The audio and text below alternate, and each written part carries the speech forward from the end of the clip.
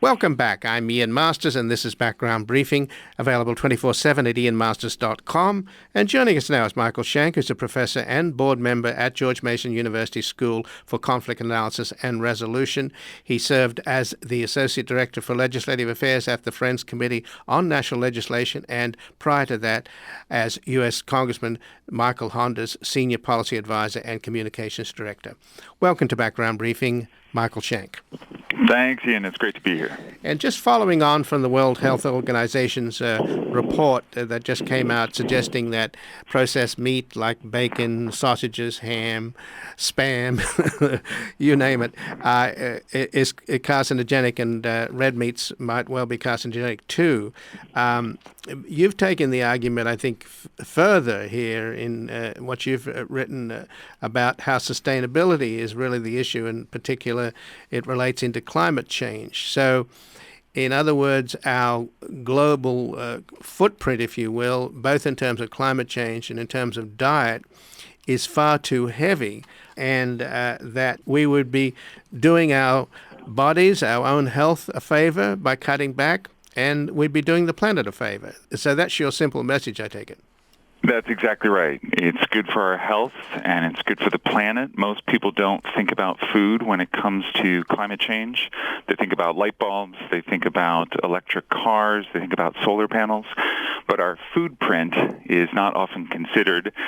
The USDA, the Department of Agriculture, is a good example of this.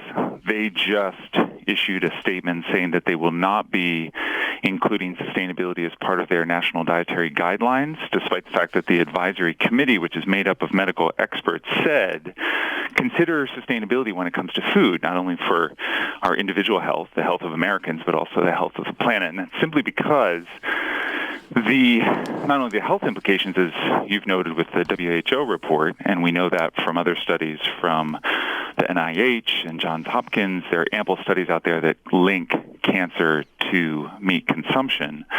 But when it comes to climate change, the footprint of food is quite big. So the greenhouse gas emissions from the meat consumption globally alone is as high as 22% of all global greenhouse gas emissions, which is a sizable chunk, and a very easily reducible chunk if people would eat less meat.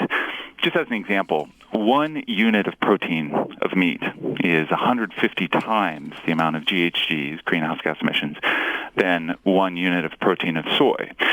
So anyone advocating on this isn't saying, hey, get off meat entirely, though I personally have been a vegetarian for 20 years and more recently a vegan. But to the extent that people can eat less meat, it's going to be essential for us to reduce climate change, reduce global warming, and have some kind of sustainable diet for the whole planet. Well, yesterday I spoke with Marion Nessel, who pointed out that it's actually the Congress who have prevented the USDA from venturing into issues of sustainability and the impact on climate change and global warming. So there must be a connection, therefore, to the climate science deniers and the anti-science people in the Congress, because the secretaries of Agriculture and Health and Human Services, apparently they don't have, even though they agree with your position, apparently they can't state it. Well, we know how powerful industries are in Washington, D.C., whether it's the fossil fuel industry shutting down debates in Congress, or in this case, the meat industry, the pork industry, the poultry industry, which have vested interest in making sure the national dietary guidelines are not deleterious to their own industries. As a result, American health suffers and the planet suffers because of the things we mentioned in terms of bad for nutrition and bad for sustainability. So, yeah, to your point about Secretary Vilsack and Secretary Burwell not able to make the right decision for national dietary guidelines, you can look at the lobbying that the meat industry has done in Congress, in Washington, and clearly creating a serious obstacle to American health and sustainability. So is there, therefore, the only alternative is, well, for example, the WHO report definitely got a lot of press attention. Is this really a case where the people have got to step up if their government fails them? Well, you know, a lot of environmentalists are changing their light bulbs. They're using more public transit. They're changing their lifestyles, but they haven't yet transitioned to more plant-based diets. They should, so we can lead by example. Individuals can act.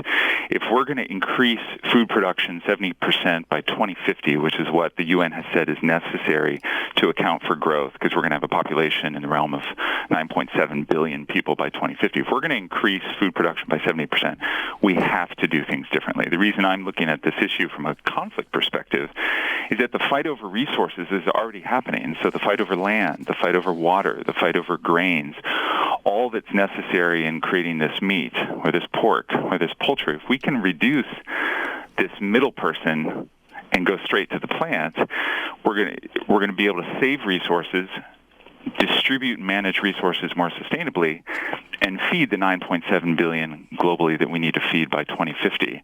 If we don't, if we keep consuming meat, if we keep consuming pork and poultry at the levels we're consuming, you're only going to see more conflict and violence in fighting over those rare resources. And again, I'm speaking with Michael Shank, who's a professor and board member at George Mason University School for Conflict Analysis and Resolution. Previously served as the Associate Director for Legislative Affairs at the Friends Committee on National Legislation, and prior to that as U.S. Congressman Michael Honda's Senior Policy Advisor and Communications Director. And as you mentioned, by 2050, we'll need to increase food production by 70% to feed 9.7 billion people, according to the UN. So that's pretty clear, isn't it? That it's finite. That meat is a luxury that the planet won't be able to afford. I mean, it's no small irony that as countries develop a higher standard of living, like China and India, the first thing that their people want is, is more meat in their diet. So how do you wean the planet? Not to mention the United States.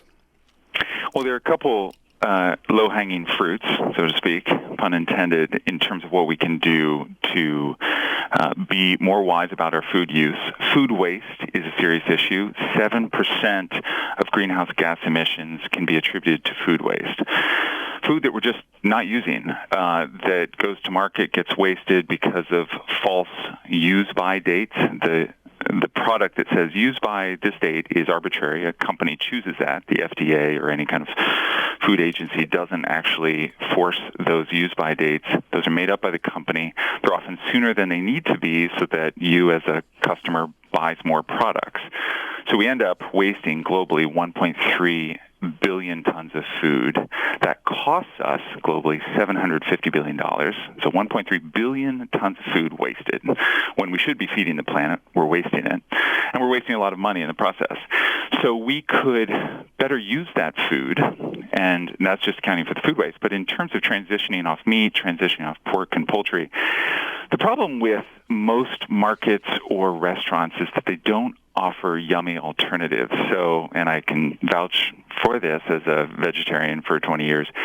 I'm in New York City where there are plenty of opportunities for good vegan, vegetarian food, but much of America, as an example, hasn't been exposed to good cuisine. Now, there are great chefs out there creating incredible foods out of plant-based diets. Sam Cass is one of them, former White House chef, who's dedicated to sustainable diets and doing a lot of work with heads of state, cooking up delicious eats solely based on food waste, what we would otherwise waste. But the restaurant community needs to offer alternatives. They are out there. We need to give people delicious alternatives if we're hoping that they can transition, and educate and put a price on the emissions associated with these carbon-intensive industries, meat industry, pork industry, poultry industry specifically.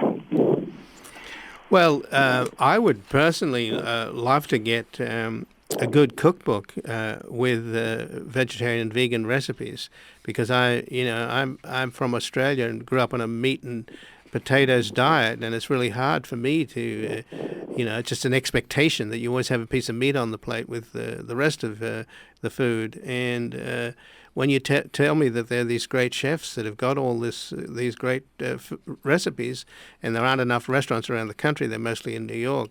How do you get the word out? I mean, where are the good cookbooks? Yeah, part of it, there are plenty of structural problems and impediments here too, because we haven't subsidized fruit and vegetables in the way we've subsidized certain grains. And so fruits and vegetables are more expensive because as a government we're not subsidizing them. Also, there's some misperceptions out there about how much protein we actually need to take in. We don't need the kind of protein that we think we need when it comes to meat. And in fact, there are plenty of plants out there that are heavy in protein. So you can get a lot of your protein from seeds and nuts and greens, and in fact get your sufficient day's worth of protein and not have to rely on meat. But I would certainly welcome you, Ian, if you're ever coming through New York City or Washington, D.C., where I used to work, be happy to take you out to a vegetarian restaurant or a vegan restaurant.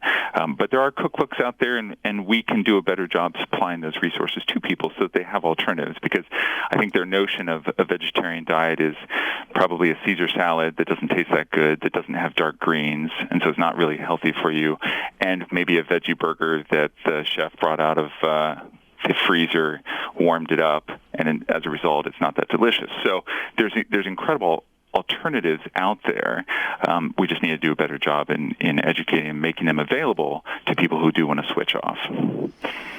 Well, my understanding is that, for example, Marion Nessel suggested that we should treat meat as a condiment, which some Mediterranean diets do, and other diets around the world, I guess in Asia as well, where you don't have a huge big slab of sizzling steak and then, a sort of ice cream scoop of a potato and maybe a green, that you reverse that and just use meat as a kind of condiment to give it a flavor. So is that the way to go?